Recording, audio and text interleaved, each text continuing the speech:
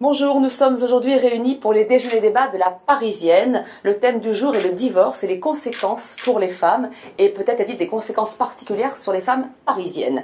Nous nous sommes rendus compte des comportements irrationnels des gens lorsqu'ils ont divorcé, qui amènent à des situations cocasses et des situations quelque peu burlesques.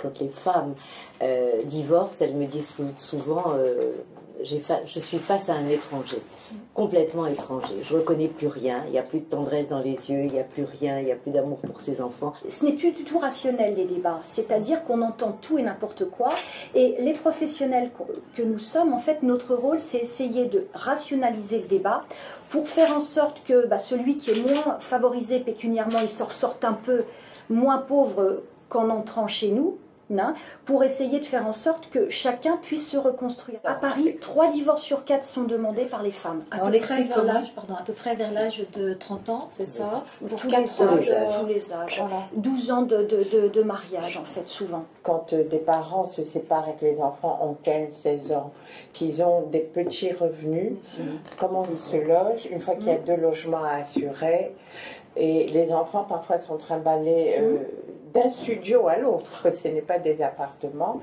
ça complique énormément les choses. Je suis très pour les contrats prénuptiaux, c'est-à-dire au moment où on s'aime, au moment où tout est magnifique, au moment où on voit l'avenir, on va bien chez un notaire signer des contrats de séparation de biens ou de communauté. En français, c'est prohibé parce que de faire des contrats prénuptiaux qui sont extrêmement répandus et même obligatoires en Allemagne. Mais en France, comme c'est nul aujourd'hui, on pourrait prévoir, et moi je suis très pour, et je l'ai d'ailleurs instauré dans beaucoup de dossiers, un protocole d'accord qui donne une idée aux magistrats. Alors on n'a pas entendu Marie-Laure Viebel de Villepin nous parler.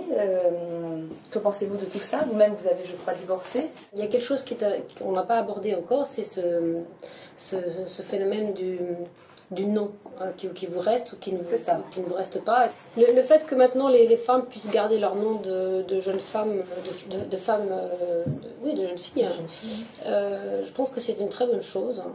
On le garde parce qu'on est moi j'ai vécu presque 30 ans avec ce nom, il faut que je dise maintenant d'un seul coup, je prends un autre nom, c'est ma vie.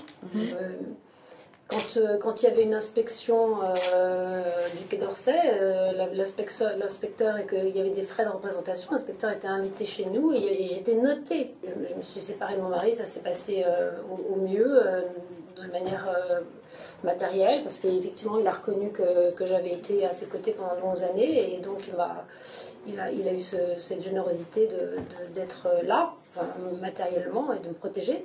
Quand vous faites un consentement mutuel, c'est du miel pour les enfants, parce qu'ils le sentent. Vous savez, un regard, quelqu'un qui a un mari qui rentre, qui a une tête terrible, renfrognée, tous les enfants, c'est pire que les mots. Mais quand les parents disent aux enfants, ta mère et moi, on a décidé que, je vais vous dire, ça change tout.